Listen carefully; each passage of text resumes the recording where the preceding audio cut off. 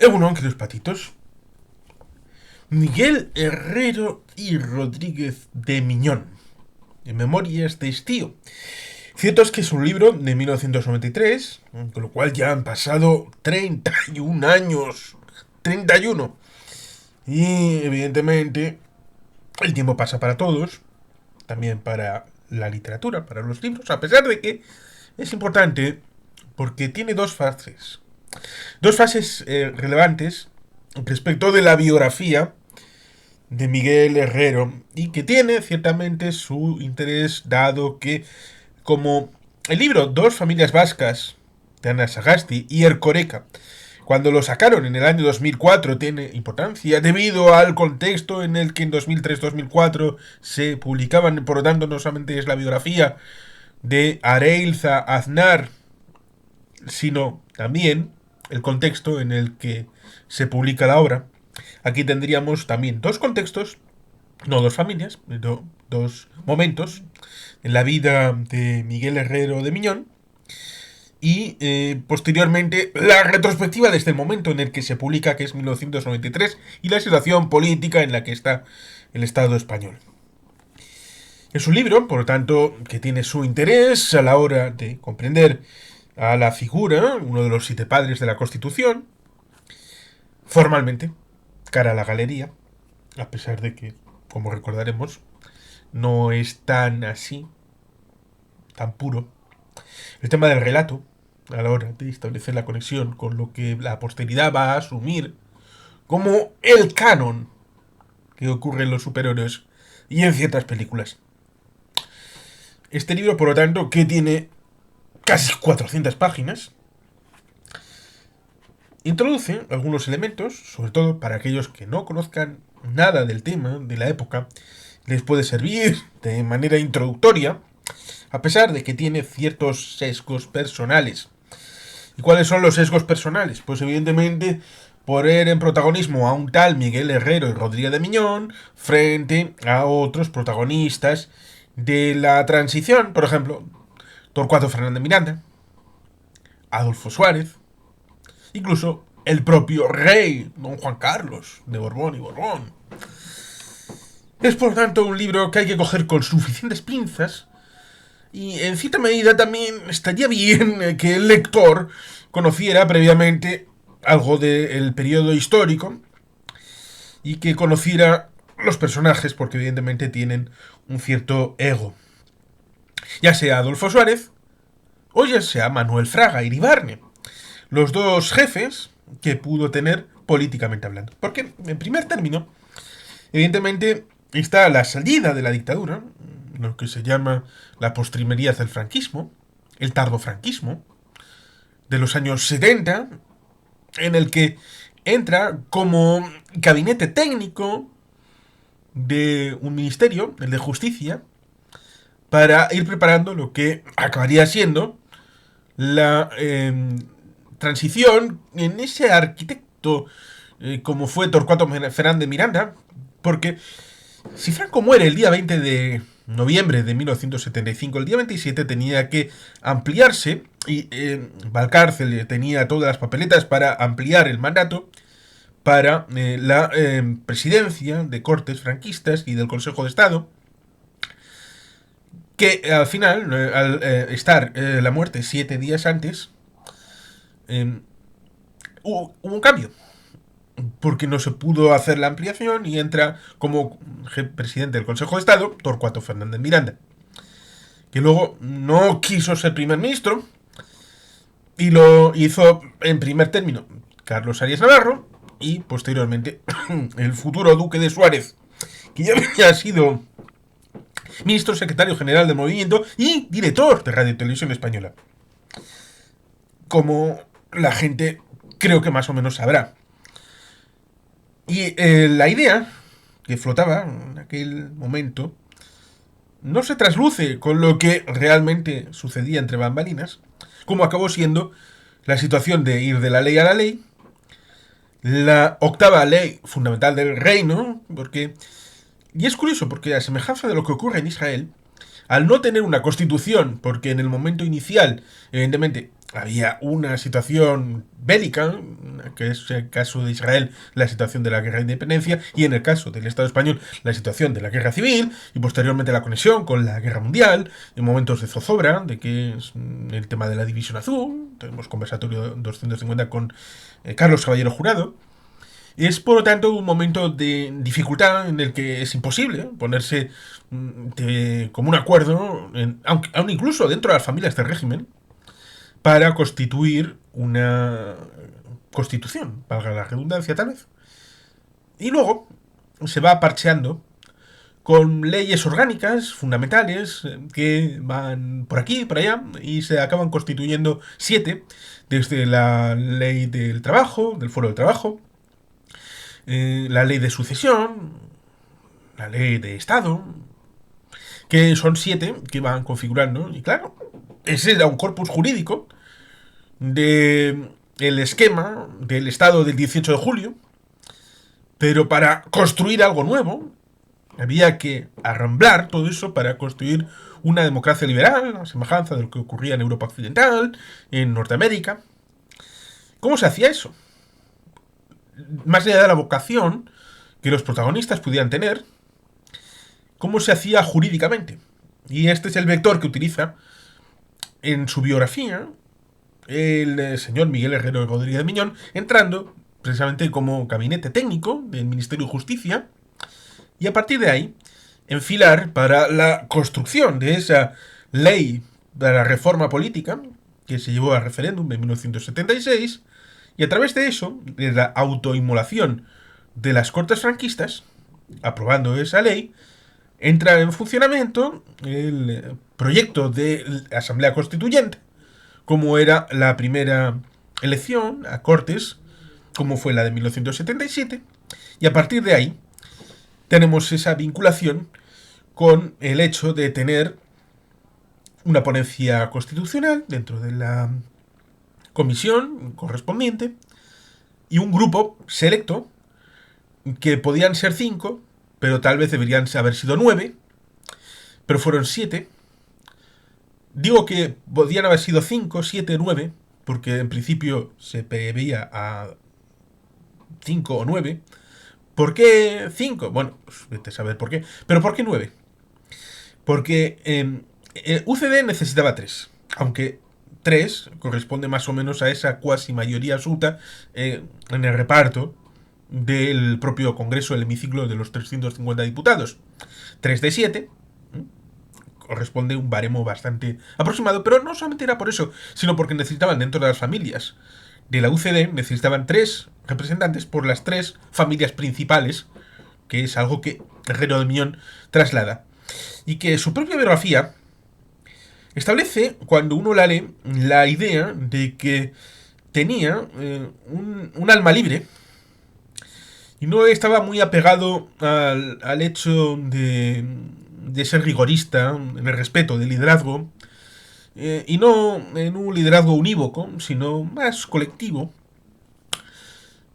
No sé, igual de haberle pillado más joven, igual habría entrado en Podemos, por eso de los liderazgos compartidos, aunque luego finalmente, como se ha visto también en ese espectro, el liderazgo, aparentemente compartido, surgido del 15M, devino, con los Vistalegres 1 y 2, devino un liderazgo mesiánico del factotum Pablo Iglesias. Ahí, por lo tanto, tenemos esa dicotomía respecto de esta personalidad que siempre ha sido reverenciada por un elemento que ocurrió en su pasado, pero desplazada luego en el día a día, porque más allá del mito y de construcción del relato a través de un cuadro o una imaginería que puede llevar a un bulto, perdón, a un busto, el bulto es lo que se convirtió. Un bulto, un trasto, a apartar. En esa comisión, los ponentes, los 7 grandes, eran 3 de UCD, 1 de AP, Manuel Fraga. Los 3 de AP eran 1 de AP y 3 de UCD. Es que luego pasó a AP en mitad de la legislatura siguiente. Lo cual resulta ciertamente curioso, porque, bueno, él echará en cara a otros que hicieron algo más o menos parecido en otra dirección, pero bueno, esa implosión de lo que fue la UCD Tres de UCD, que fueron Pérez Llorca, Gaby Cisneros y Miguel Herrero y Rodríguez de Millán. AP con el señor Manuel Fraga, el Partido Comunista con Soletura, Peces Barba por el Partido Socialista y Miquel Roca y Junyent por Convergencia. Miquel Roca y Miguel Herrero son los que aún viven en este momento. Miguel Herrero tiene 84 años en este momento. Pero el problema fundamentalmente importante, y que no lo pone porque les resta protagonismo, es que esa mayoría dentro de las ponencias era mayoría natural. 3 más 1, 4. 4 de 7, mayoría absoluta. Entonces, paca, pa'lante, y hacemos la Constitución con esta mayoría.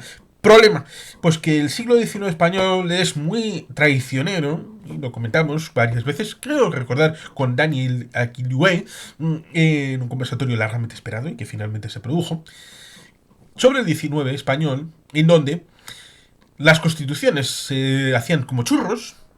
Entraba un gobierno, había cesantías, se quitaba a todo el mundo, desde el ministro hasta el ujier último que estaba en el ministerio, y por tanto había una inestabilidad brutal en donde la Constitución era de parte, no había nada que aglutinara grandes mayorías, y la Constitución es en principio, incluso cuando llegamos a Hans Kelsen, en 1920, en torno con la creación de un ente de garantías constitucionales, cosa que tuvo en 1931 la Constitución republicana. Evidentemente la Constitución tiene que ser más amplia, de una base concreta, en este caso las derechas españolas, como fueran UCD y AP, a pesar de tener mayoría absoluta tanto en la comisión, en tema de ponencia, como en el propio hemiciclo. Ahí se enfrentó al Partido Socialista, que se plantó porque, bueno, podrán decir, por elementos de pensamiento del bien común. No. Estaban pensando egoístamente, aunque con ese egoísmo estaban pensando de fondo en un bien común. Ellos se veían que los siguientes que iban a tocar poder eran ellos. Y evidentemente no querían tocar poder con una constitución que fuera hecha a la medida de AP y de UCD. Por eso se hizo una comisión de dos, mandatada por Felipe González y por Adolfo Suárez, como fue Fernando Abril Martorell y Alfonso Guerra, que hicieron el trabajo de ajuste fino de todo el trabajo previo y ir avanzando los trabajos de lo que luego la comisión acabaría validando. Luego está la mitología del parador de Gredos, un montón de elementos que están dentro de la configuración de lo que es la Constitución española. Y aquel elemento en donde, dentro de la OCDE, como se ve en cierta miniserie de Adolfo Suárez, había esa situación en la que él mismo, Adolfo Suárez, compra unas siglas que no eran prefiguradas para él, sino en principio para Leirza, y acaba amalgamando una serie de vectores para una mayoría presidencial, como, por ejemplo, acabó ocurriendo en Francia, Unión por la Mayoría Presidencial, que, bueno, parece que España y Francia pues han tenido algún chispazo en común, sobre todo teniendo en cuenta de que en buena medida el jacobinismo centralista español deriva del jacobinismo centralista francés de la Revolución Francesa. Incluso la ideología primigenia del Partido Socialista proviene de algunos escritos que fueron pasados directamente de Francia a el grupo de Pablo Iglesias Pose. Pero ciertamente en esa situación, evidentemente estaban los Garrigues, los azules de Martín Villa, Osorio. Había una amalgama en la que era difícil ponerse de acuerdo, eso es razonable, pero evidentemente tampoco había una cultura de pacto. Una misma cultura de pacto ausente que derivará unos años después en la crisis del PNV en 1983, 84, 86. Por tanto, son recorridos que necesitaban una evolución, pero no había tiempo material para hacerla.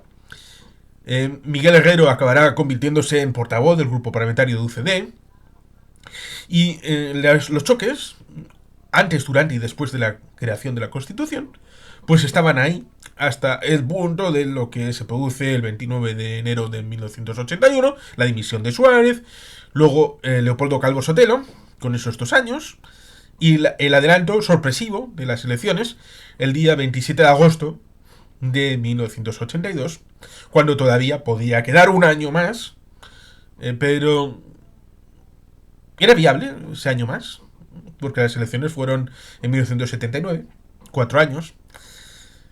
Podía haberle hecho algo de provecho a la UCD, de haber mantenido un año más de gobierno, o un poquito más. O el Partido Socialista tenía árnica de poder ya en ese momento. Miguel Herrero trata sucintamente todo este proceso, no muy en profundidad. Por eso es un libro que puede resultar interesante, pero como síntesis y necesaria ampliación, debido a que estos vericuetos de esa situación de Miguel Herrero en UCD en aquel momento se ven tamizados por la necesidad de galvanizar estos dos periodos y poder explicar ese tránsito semiordenado de la situación en UCD a ser diputado de AP sin llamarse, por supuesto, tránsfuga. Porque en esa mayoría minoritaria, aunque como le pasó a Zapatero, la situación de UCD es muy similar a lo que le ocurre a Zapatero en esas dos legislaturas, 2004-2008. Y es que tienen una mayoría suficiente para ser la primera fuerza, no tienen los 175 diputados, mejoran en la segunda elección, pero no lo suficiente para tener una mayoría absoluta. Y había dos posibilidades. Una, tener una evolución hacia un pacto de Große Koalition, gran coalición, con el Partido Socialista, o tener un marco en donde hubiera un acuerdo de esa mayoría natural de UCD con AP. Y por lo tanto, ahí tenemos un asunto curioso e interesante a la hora de vincular esa biografía con el relato omnicomprensivo del tapiz, donde los elementos se encajarían en su sitio, pero claro, al ser parte, Miguel Herrero es selectivo, cherry picking, a la hora de elaborar esta situación y evidentemente pone el foco en los socialdemócratas como los disgregantes de esa mayoría dentro del grupo parlamentario de UCD, los Fernández Ordóñez, etcétera, desplazando el foco de otros que al final entre todos la mataron y ella sola se murió. Y por tanto ahí tenemos un elemento interesante en esa primera parte del libro. El problema con estas figuras de Estado es que a la hora de construir el relato, tanto personal como colectivo, nos encontramos con el mismo problema con respecto del relato construido en la Tercera República Francesa, respecto de la propia Revolución Francesa, hecha un siglo antes. Porque la virginidad, la pulcritud, la idea de la asexualidad, del momento puntual de gloria de los héroes, se ve opacado por la situación de que luego hay un día a día. Pondré dos ejemplos, la biografía de Jesús y la biografía del Che. Ninguna de las dos biografías son útiles, la de verdad, para sus aparentes seguidores. Es la construcción posterior, a través de la foto de Corda del Che Guevara, de la revisitación a través de Pablo Tarso de la biografía de Jesús, la que reconfigura lo que debemos de pensar de Jesús y del Che. Figuras mesiánicas, en el que jamás no pensaremos, como decían, que una cosa es llevarte a la actriz de la Marlene Dietrich o Greta Garbo, llevarte a la casa, bien maquillada, con todo el glamour, a pensar, luego, levantarse al día siguiente, sin maquillaje, sin el vestido, con una bata de estar por casa, haciéndote el huevo frito para desayunar. Es un choque que mucha gente no estaba dispuesta a verlo. No No, era algo distinto. Y por tanto, estas figuras que luego tienen otra vida, siguen participando en política, y al participar en política se meten en fregados, en temas como la autonomía universitaria, el tema del divorcio, el aborto, la OTAN, autonomías, LOAPA y muchos otros elementos que van configurando la política debido a que Miguel Herrero de Mión es diputado hasta 1993. Primero con UCD, luego con AP y finalmente por el Partido Popular con la refundación de 1990. Y claro, en esa primera parte del libro habla de uno de los 7 padres de la Constitución, luego elevado a mito, a categoría mítica de la España contemporánea. Pero, claro, luego sigue el relato. Por eso el libro Memorias de Estío, que lo escribe en buena medida por tener 53 años en ese momento, nació en 1940, la idea de la mediana edad, cuando uno llega a los 50 años, en teoría, 40, 50 años, lo ajusta en la debida medida debido a que es cuando sale definitivamente de política, de la representación institucional. Y es que en la segunda parte del libro, después de ese paso, cuando habla de que de haber constituido la mayoría natural con esa AP surgida en 1977 con los 7 magníficos herederos del franquismo, eran un grupo todavía maleable, y de haber fusionado la UCD sin los socialdemócratas, habrían tenido suficiente prestancia y suficiencia para imponer una línea política a lo que era la coalición democrática, coalición popular, coalición de alianza popular y regionalistas y demás familia. Y por tanto, dice que es una batalla perdida, un what if, un cuestionable elemento contrafactual que habría permitido haber tenido mayor penetración en la evolución ideológica en los años 80 de lo que fue Alianza Popular.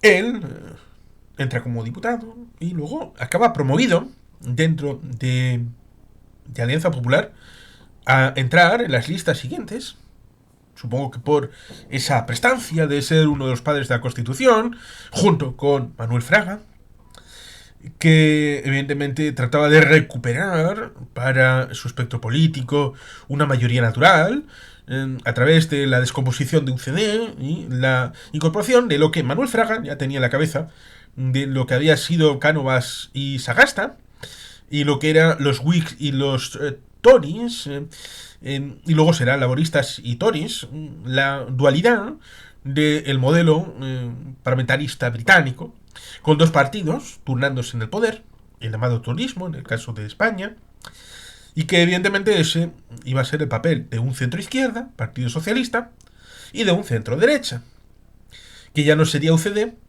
sino que sería Alianza Popular. En ese primer momento estaría el Techo Fraga, de no menos de 100 escaños, pero no más de 110. Y Miguel Herrero trata de explicar las entrañas con Jorge Bestringe, que será secretario general prácticamente en los años 80, con Manuel Fraga como patrón, el patrón, comentando una parte, a mi juicio, excesivamente larga, pero explicable única y exclusivamente por el hecho de salir el libro en 1993. Dando la idea de que esa primera parte de las Memorias de Estío usted ya lo conoce. Está sobradamente introducido debido a la sobreabundancia de conocimiento y reconocimiento a través, por ejemplo, de los documentales de Victoria Prego, a través de Radio Televisión Española, a través de la explicación de lo que era la transición española. Y por tanto, se le da a esta segunda parte mayor prestancia a la hora de poner en valor que él fue vicepresidente de Alianza Popular, del tema de los PDP, de los que salieron luego un montón de líderes, como Luis de Grandes, que fue el portavoz del Grupo Parlamentario Popular entre el 96 y el 2004, estos mandatos de Aznar, y mucha otra gente que no proviene pata negra de la Alianza Popular de 1977, sino que fueron vericuetos que fueron uniéndose como meandros al gran río principal de los pechos de Manuel Fraga. Y resulta, por lo tanto, curioso, porque cuando Mariano Rajoy le dice a Esperanza Aguirre que si es liberal, que se vaya al Partido Liberal, está haciendo recuerdo de este momento del 86-87 en el que Bestengeist era eliminado, Manuel Fraga dejará de ser el líder, Antonio Hernández Mancha le quitará el poder a Miguel Herrero Rodríguez Miñón, que en teoría era para él, sobre todo, el heredero natural de Fraga, y se desgaja del grupo, el grupo liberal. Por tanto, los liberales se fueron al Partido Liberal en ese momento. No es una historia unívoca, la de la derecha española, como se puede ver incluso en este libro. Él sobre todo tiene esta situación de ser como una guindilla, como una chinchilla, siempre cabildeando, en teoría con un programa, con un proyecto, con unas ideas, que a los vascos nos viene bien porque es foralista, y por tanto defiende lo que establece la disposición adicional primera de la Constitución, foral, defiende el concierto económico. Luego, cuando entra en el Consejo de Estado, fue un amigo de los vascos. En el 2009, cuando entra en el Consejo de Estado, 2 veces fue presidente interino, dimisión del que está, y hasta que entra el nuevo inquilino, él fue 2 veces presidente interino del Consejo de Estado. Sigue estando ahí, pero no creo que vuelva a suceder esta interinidad, ni siquiera como presidente interino. Y por tanto, es de buen agradecido pues ser reconocido. Se llevó su premio de la Fundación Sabino Arana. Ha habido un montón de charlas, incluso algún que otro cursillo, por ejemplo, de las juventudes, en el que participó hace como una década Miguel Herrero Rodríguez de Miñón, en unas escuelas de verano. Pero eso no debe opacarnos el hecho de reconocer en su figura una realidad en la que esa situación de personalidad problemática, de también recordarle siempre, de una manera u otra, que él no venía de Alianza Popular. Él venía de la UCD. Y no venía de haber sido ni un fraguista, ni un franquista pata negra, ni un camisa azul vieja. Y por tanto no es de fiar. ¿Y cómo iban a poner y elevar al líder supremo a alguien como Miguel Herrero y Rodríguez de Miñón, que era como una guindilla, alguien que se movía mucho, que tenía unas ideas muy claras, muy fijas, y que no era de los suyos? No era de los suyos. Por eso esa cierta soledad. ¿Por qué en 1993 este libro? La situación de las elecciones, lo que luego será el tracto del 93 al 96, esa situación que fue diabólica. Para los que piensan que ahora es complicado el espectro político, que piensen y miren lo que sucedió en el 93-96, por ejemplo a través de la Hemeroteca del Buitre, también con otros libros, uno de Ramón Cotarello, salido, creo que recordar, en el año 95-96, de la conspiración, lo que sucedió con Garzón, con Pedro J. Ramírez, con Ansón, el sindicato del crimen, muchos elementos para intentar sacar por lo civil o lo criminal a Felipe González del poder. Esa idea de los consensos que siempre ha tenido en esa política de Estado, el señor Miguel Herrero y Rodríguez de Miñón lo quiere poner en valor a través de su experiencia primero en AP, a través de ser el portavoz del grupo parlamentario, que lo fue, siendo vicepresidente del partido, que lo fue, siendo posteriormente portavoz en la Comisión de Asuntos Exteriores por el Partido Popular, y antes a Alianza Popular, que lo fue, sino también con lo de UCD, para tratar de presentarse como el adalid de las políticas de Estado, siempre con alguna diferencia programática, pero con la idea de priorizar lo que es España y su futuro a partidismos pequeños y cortoplacistas. Por tanto, por eso tiene estos dos elementos. El elemento UCD y previos, hasta llegar a la configuración de UCD, la constitución, el grupo parlamentario, las relaciones dentro del poder de UCD y con la presidencia de Suárez, la ruptura con solución de continuidad con el mando del diputado Herrero de Miñón a AP y encabezar el proyecto de AP entre los liderazgos, no bajo Fraga, por supuesto, hasta 1993, con esos altibajos. Y por tanto, en esta segunda parte, Miguel Herrero, en esta faceta ocultada incluso en la propia Wikipedia, si uno entra, cuando tiene las fichas de los cargos públicos, ocultan deliberadamente sus cargos internos dentro de AP y del PP y el hecho de ser portavoz del grupo parlamentario. Lo ocultan. No lo pueden ocultar en el momento del debate del Estado de la Nación de 1989, que tiene que hacerlo en delegación de Fraga, porque ha habido un congreso en ese enero de 1989, con la vuelta, siquiera temporal, durante unos 13-14 meses de Fraga a la presidencia del PP, bueno, en el proceso de refundación de lo que será el PP, en aquel congreso de Sevilla. Y como Fraga no es diputado, le entrega el mando para dar la contrarréplica, la réplica y la contrarréplica a Felipe González en aquel debate del Estado de la Nación de 1989. Eso no se puede borrar. Pero el resto, toda la situación dentro de AP y PP del 82 al 93 es molesto para una figura que debe de ser de consenso, debe de ser asexuada, y por eso resulta interesante volver a sus palabras con estas memorias de estío, en el que nos explica de su propia boca, de su propia mano, lo que supuso todo ese periodo para su participación en política. Y por eso es interesante echarle un vistazo, leerlo, para comprender a esta figura importante, siempre poniéndola en contexto con respecto a los otros padres de la Constitución y los dos ocultados, Abril Martorell y Guerra, y poder comprender ese periodo que luego otros dirán que simplemente era el régimen del 78 y descalificándolo porque hay mucha gente que no se va a querer acercar a las fuentes primarias y no va a querer comprenderlo de manera propia y reflexiva.